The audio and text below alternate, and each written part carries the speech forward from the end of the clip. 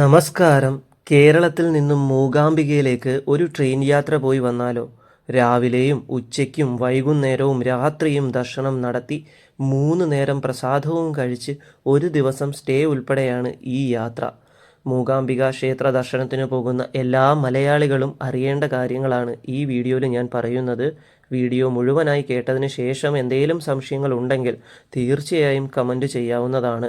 തിങ്കളാഴ്ച കേരളത്തിൽ നിന്ന് യാത്ര തുടങ്ങി ചൊവ്വാഴ്ച അമ്മയുടെ സന്നിധിയിലെത്തി അന്ന് അവിടെ സ്റ്റേ ചെയ്ത് തൊട്ടടുത്ത ദിവസം അതായത് ബുധനാഴ്ച തിരിച്ചു മടക്കയാത്ര, വ്യാഴാഴ്ച നമ്മൾ നാട്ടിലെത്തുന്ന രീതിയിലാണ് ഈ ഒരു ചെറിയ വ്ളോഗ് ഞാനിവിടെ അവതരിപ്പിക്കുന്നത്.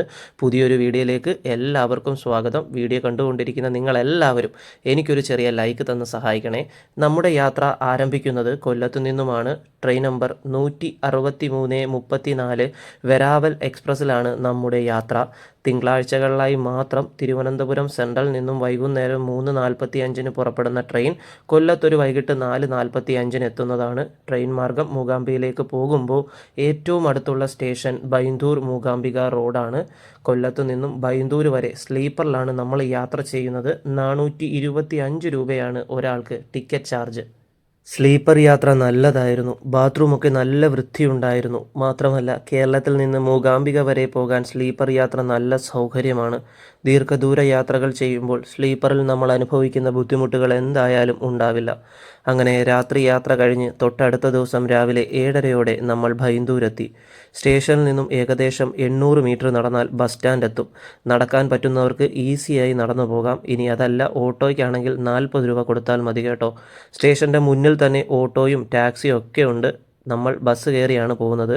ബസ് കയറിയാൽ നമുക്ക് 30 കിലോമീറ്റർ യാത്രയുണ്ട് ക്ഷേത്രം വരെ. 43 രൂപയാണ് ഒരാൾക്ക് ബസ് ചാർജ്. രാവിലെ 7:45 ആയപ്പോൾ ബസ് കയറി 9 മണി ആയപ്പോഴേക്കും മൂകാംബിക ബസ് സ്റ്റാൻഡിൽ നമ്മളെത്തി. ഇവിടുന്ന് ഒരു 400 മീറ്റർ നടന്നാൽ ക്ഷേത്രമായി. ക്ഷേത്രത്തിന് വളരെ അടുത്തായി തന്നെയുള്ള ജഗദാംബിക ഗസ്റ്റ് ഹൗസിലാണ് നമ്മൾ സ്റ്റേ ചെയ്യുന്നത്. നമ്മുടെ ക്ഷേത്ര ദർശനത്തിനൊക്കെ വളരെ എളുപ്പമാണ് കേട്ടോ ഈ ഒരു ജഗദാംബിക ഗസ്റ്റ് ഹൗസിലെ നമ്മുടെ ഈ സ്റ്റേ. ഡബിൾ റൂമാണ് നമ്മൾ എടുത്തിരിക്കുന്നത്. 500 രൂപയാണ്. 9 മണി മുതൽ രാവിലെ ചെക്ക് ഇൻ ടൈം തുടങ്ങും. തൊട്ടടുത്ത ദിവസം രാവിലെ 9 മണിക്ക് മുമ്പ് റൂം ചെക്കൗട്ട് ചെയ്യണം.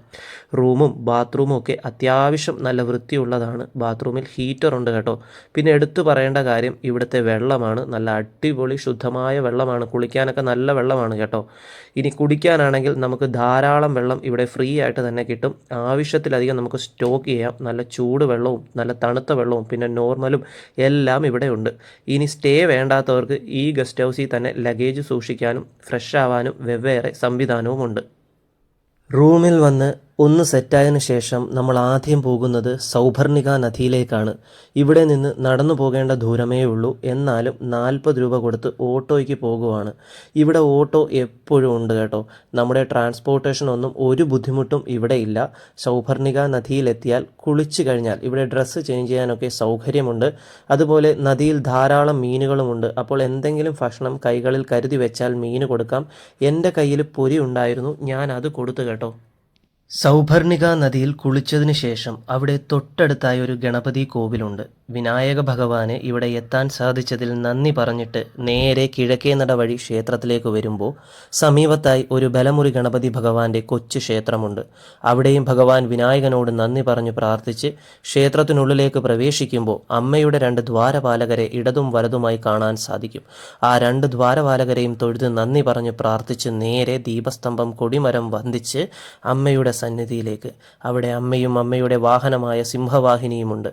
മനസ്സു നിറഞ്ഞ് അമ്മയെ പ്രാർത്ഥിച്ച് സിംഹവാഹിനിയെ വന്ദിച്ച് നന്ദി പറഞ്ഞ് വലം വെച്ച് വരുമ്പോൾ ഒരു കുഞ്ഞു ഗണപതി ഭഗവാനെ കാണാം. ഭഗവാൻ വിനായകനോട് നന്ദി പറഞ്ഞ് പ്രാർത്ഥിച്ച് ശ്രീകോവിലിൽ നേരെ പുറകിൽ പടിഞ്ഞാറേ ഭാഗത്ത് ശങ്കരാചാര്യ സ്ഥാനത്തെത്തി ആചാരവന്ദനവും ഗുരുവന്ദനവും നടത്തി നമുക്ക് 4 അമ്പല ദർശനം പൂർത്തിയായി പുറത്തേക്കെത്താം.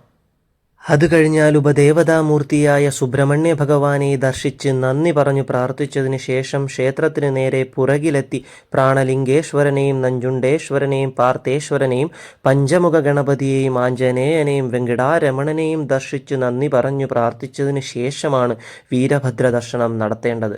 വീരഭദ്ര ഭഗവാനെ ദർശിക്കുമ്പോൾ ഈ ദർശനം മുഴുവനായും പൂർണ്ണമായ അനുഗ്രഹങ്ങൾക്കുള്ളതാകണമെന്നും പൂർണ്ണമായി രക്ഷ നൽകണമെന്നും പ്രാർത്ഥിക്കണം. അത് കഴിഞ്ഞ് സരസ്വതി മണ്ഡപത്തിലെത്തി ഭഗവതി സരസ്വതിയെ വന്ദിച്ചുകൊണ്ട് പ്രാർത്ഥിച്ച് നന്ദി പറഞ്ഞ് ആദ്യാക്ഷരം കുറിക്കാവുന്നതാണ്. നമ്മൾ മൂകാംബിക ക്ഷേത്ര ദർശനത്തിന് വരുമ്പോൾ മാക്സിമം ശനി ഞായർ ദിവസങ്ങളും പിന്നെ ഏതെങ്കിലും സ്പെഷ്യൽ ദിവസങ്ങളും ഒഴിവാക്കി വരാൻ ശ്രമിച്ചാൽ വലിയ തിരക്കില്ലാതെ നല്ലൊരു ദർശനം നമുക്ക് ലഭിക്കും. നമ്മൾ 10 മണിക്കാണ് ദർശനത്തിനായി ക്ഷേത്രത്തിലെത്തിയത്. ഇവിടെ ഫ്രീ ക്യൂ ഉണ്ട്. കൂടാതെ 100 രൂപ ദർശനവും 2 പേർക്ക് 500 രൂപ ദർശനവും അങ്ങനെയുമുണ്ട്. നമ്മൾ ഫ്രീ ക്യൂ ആണ് നിൽക്കുന്നത്. നമ്മൾ 10 മണിക്ക് ക്യൂവിൽ നിന്നപ്പോൾ വലിയ തിരക്കൊന്നുമില്ലായിരുന്നു. ഫ്രീ ക്യൂവിൽ തന്നെ നമുക്ക് വേഗത്തിൽ ദർശനം ലഭിച്ചു. നമ്മുടെ ഒന്നാമത്തെ ദർശനമായിരുന്നു അത്. ദർശനത്തിന് ശേഷം ക്ഷേത്ര കൗണ്ടറുകളിൽ നിന്ന് രാവിലത്തെ പ്രസാദമായി ത്രിമധുരം നമുക്ക് മേടിക്കാം. 50 രൂപയാണ്. എന്നിട്ട് കുറച്ചധികം നേരം അമ്മയുടെ സന്നിധിയിൽ ഇങ്ങനെ ഇരുന്ന് പ്രാർത്ഥിക്കാം. ഇവിടെ അമ്മയുടെ സന്നിധിയിൽ ക്ഷേത്രത്തിന് തൊട്ടടുത്തായിട്ട് തന്നെ എല്ലാ ദിവസവും ഉച്ചയ്ക്ക് 12 മണി മുതൽ 2:30 വരെയും രാത്രി 8 മണി മുതൽ 9:30 വരെയും അമ്മയുടെ അന്നപ്രസാദമുണ്ട്. നമ്മുടെ രണ്ടാമത്തെ പ്രസാദം ഇവിടെ ഉച്ചയ്ക്കുള്ള അമ്മയുടെ അന്നദാനമാണ്. അത് കഴിക്കാനായി നേരെ അന്നപ്രസാദ ഡൈനിങ് ഹാളിലേക്ക് പോകുകയാണ്. നല്ല ചൂട് ചോറും മോരും കറിയും തോരനും അച്ചാറും ഒക്കെ കഴിച്ചങ്ങോട്ട് കഴിയുമ്പോൾ നല്ല ചൂട് പായസം നമുക്ക് കിട്ടും. അതും കഴിച്ച് കുറച്ച് നേരം നമ്മളിങ്ങനെ വയറ് നിറഞ്ഞൊന്ന് റെസ്റ്റ് എടുത്തിട്ട് നേരെ പുറത്തിറങ്ങി ക്ഷേത്രത്തിലൊക്കെ ഒന്നിരുന്ന് പ്രാർത്ഥിച്ചതിന് ശേഷം തിരിച്ച് റൂമിൽ വന്ന് റെസ്റ്റ് എടുക്കും. വൈകിട്ട് 3 മണിക്ക് അമ്പലം തുറക്കുമ്പോൾ നമ്മൾ വീണ്ടും ദർശനത്തിന് പോകും. 3 മണി മുതൽ 9 മണി വരെയുള്ള ദർശന സമയങ്ങളിൽ നമ്മൾ 2 വട്ടമായി അമ്മയുടെ സന്നിധിയിൽ ദർശനം നടത്തി. ഇതിൽ വൈകിട്ട് 3 മണി തൊട്ട് 4:30 വരെയുള്ള ആ ഒരു സമയം ഒട്ടും തിരക്കുണ്ടാവില്ല. നല്ലതുപോലെ തന്നെ നമുക്ക് അമ്മയുടെ ദർശനം കിട്ടുന്നതാണ്. എന്തായാലും രാത്രി 9 മണിക്ക് ക്ഷേത്രം അടയ്ക്കൂ. അതുവരെ നമ്മൾ അമ്മയുടെ സന്നിധിയിൽ തന്നെയാണ്. ക്ഷേത്രത്തിൻ്റെ ചുറ്റുപാടിൽ ധാരാളം ഹോട്ടലുകളുണ്ട്. ഭക്ഷണം കിട്ടാൻ നമുക്ക് ഒരു ബുദ്ധിമുട്ടും ഇവിടെയില്ല. നമ്മൾ വൈകുന്നേരം ചായയും സ്നാക്സും പിന്നെ ആവശ്യമുള്ള ഫുഡൊക്കെ ഇവിടെ അടുത്തുള്ളൊരു ഹോട്ടലിൽ നിന്നായിരുന്നു. നല്ല ഫുഡായിരുന്നു. ഇവിടുത്തെ ചായ എനിക്ക് ഒത്തിരി ഇഷ്ടമായി കേട്ടോ. സാധനങ്ങൾക്ക് ഒരുപാട് പൈസയും അല്ല, എന്നാൽ തീരെ കുറവുമല്ല. അപ്പോൾ നിങ്ങൾക്ക് ഏകദേശം കാര്യങ്ങൾ മനസ്സിലായിട്ടുണ്ടായിരിക്കുമല്ലോ. എന്നിട്ട് നേരെ വീണ്ടും അമ്മയുടെ സന്നിധിയിലേക്ക് വൈകുന്നേരം ആകുമ്പോഴത്തേക്കും ഇവിടുത്തെ ദീപസ്തംഭം കത്തിക്കുന്ന കാഴ്ചകളൊക്കെ കാണാനായിട്ട് ഒരു പ്രത്യേക ഭംഗിയും ഒരു പ്രത്യേക ഫീല് തന്നെയാണ്. അത് ഇവിടെ തന്നെ വന്ന് നിന്ന് അറിഞ്ഞ് ഫീല് ചെയ്യേണ്ട ഒരു ദൈവീകപരമായ ഒരു അന്തരീക്ഷം തന്നെയാണ്. നമ്മൾ മൂന്നാമത് അമ്മയുടെ സന്നിധിയിൽ ദർശനം നടത്താനായിട്ട് കയറിയത് രാത്രി 7:30 കേട്ടോ. അത്യാവശ്യം തിരക്കുള്ള ഒരു സമയമാണ്, എന്നാൽ വലിയ തിരക്കൊന്നുമല്ല. ദർശനം കഴിഞ്ഞ് ക്ഷേത്രത്തിലിരുന്ന് ഈ സമയം രഥം പുറത്തേക്ക് കൊണ്ടുപോകുന്നതും രഥം വലിക്കുന്ന കാഴ്ചയും അമ്മയുടെ ശീവേലിയൊക്കെ കൊണ്ട് ആ തിരുസന്നിധിയിൽ നിൽക്കുമ്പോഴുള്ള ആ ഒരു ഫീലും ആ ഒരു സുഖവും അത് വാക്കുകൾക്കും അപ്പുറമാണ്. രാത്രി 8:45 കൊടുക്കുന്ന പ്രധാന പ്രസാദമായ കഷായമാണ് നമ്മുടെ മൂന്നാമത്തെ പ്രസാദം.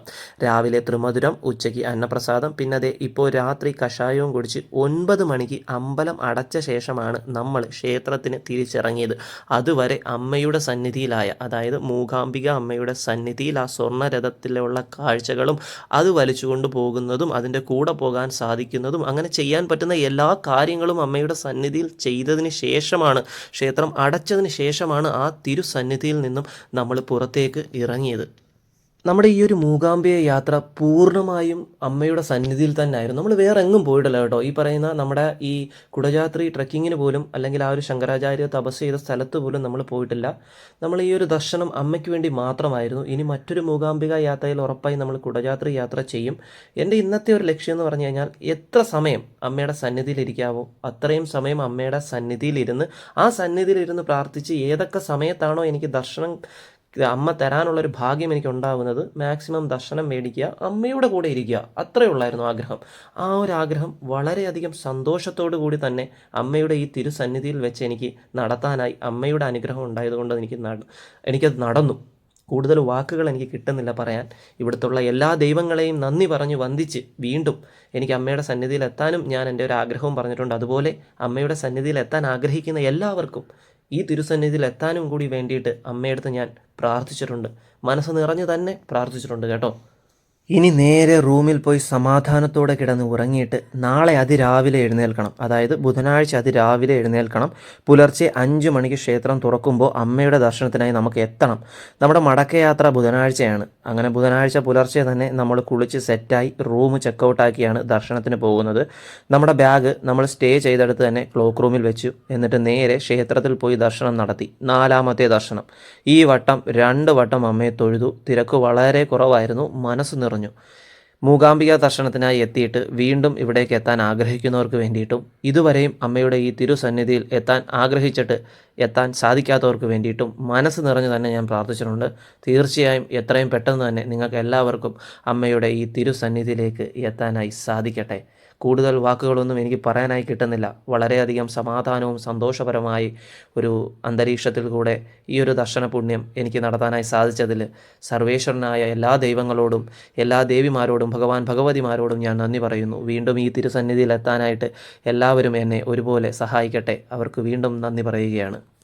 എൻ്റെ ധർമ്മദേവതകൾക്കും കുലദേവതകൾക്കും പരദേവതകൾക്കും പൂർവികർക്കും നന്ദി പറഞ്ഞ് അമ്മയുടെ തിരുസന്നിധിയിൽ നിന്ന് നമ്മൾ തിരിച്ചു പോവുകയാണ്. വീണ്ടും നമ്മുടെ കുലദേവതകളും പരദേവതകളും പൂർവികരും നമ്മൾ വിളിക്കുന്ന എല്ലാ ദൈവങ്ങളും നമ്മുടെ ദേശദൈവങ്ങളും എല്ലാം അമ്മയുടെ തിരുസന്നിധിയിലേക്ക് എത്താൻ നമ്മളെ എല്ലാവരെയും വീണ്ടും വീണ്ടും വീണ്ടും അനുഗ്രഹിക്കട്ടെ.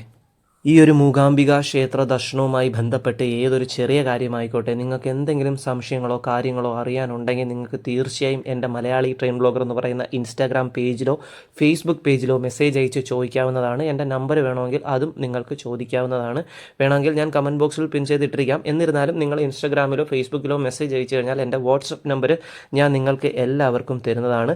വീഡിയോ കണ്ടുകൊണ്ടിരിക്കുന്ന എല്ലാവർക്കും, വീഡിയോ കാണാത്ത എല്ലാവർക്കും ഭഗവതി മൂകാംബിക അമ്മയുടെ പൂർണ്ണ അനുഗ്രഹവും ദർശനവും സംരക്ഷണയും എന്നും എപ്പോഴും ഉണ്ടാവട്ടെ കേട്ടോ. ഇനി ഉച്ചയ്ക്ക് 12 മണിക്ക് മുൻപായി ബൈന്ദൂർ സ്റ്റേഷനിൽ നമുക്ക് എത്തണം. ബുധനാഴ്ചകളിൽ മാത്രമായി ബൈന്ദൂർ സ്റ്റേഷനിൽ വരുന്ന ട്രെയിൻ നമ്പർ 192-60 ട്രിവാൻഡ്രം നോർത്ത് എക്സ്പ്രസ്സിലാണ് നമ്മുടെ യാത്ര. സ്ലീപ്പറിൽ തന്നെയാണ്. 425 രൂപയാണ് ഒരാൾക്ക് ടിക്കറ്റ് ചാർജ്. അപ്പോൾ ഇന്നത്തെ വീഡിയോ ഇത്രയൊക്കെ ഉള്ളൂ. വീഡിയോ ഉപകാരപ്രദമായി എന്ന് തോന്നിക്കഴിഞ്ഞാൽ തീർച്ചയായും ലൈക്ക് ചെയ്യാനും ഷെയർ ചെയ്യാനും നിങ്ങളുടെ അഭിപ്രായങ്ങൾ കമൻറ്റായി അറിയിക്കാനും മറന്നുപോവല്ലേ കൂട്ടുകാരെ. മറ്റൊരു വീഡിയോ ആയിട്ട് നമുക്ക് വീണ്ടും കാണാം. നിങ്ങളുടെ സ്വന്തം Malayali train blogger winding up. Bye bye bye bye bye.